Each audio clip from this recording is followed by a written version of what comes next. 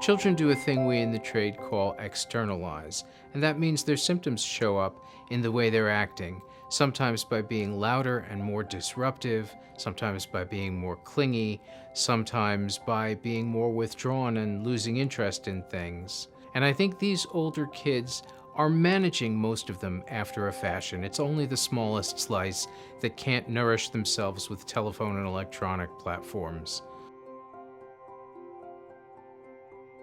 They lose interest in things they love. They don't pick up the phone. They don't network with their friends. They're not working on their art project or their music at home.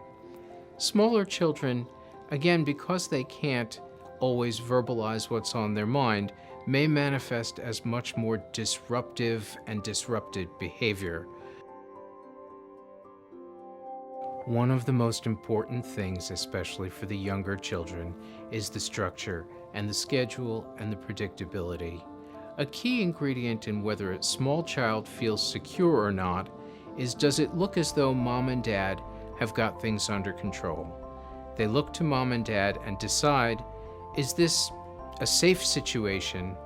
Is something strange and unpredictable happening?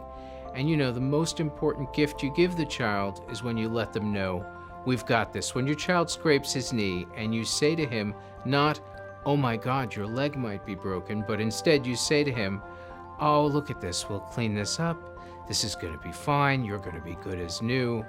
And the tone of mom's voice and the look on her face tells the small child, we really are okay.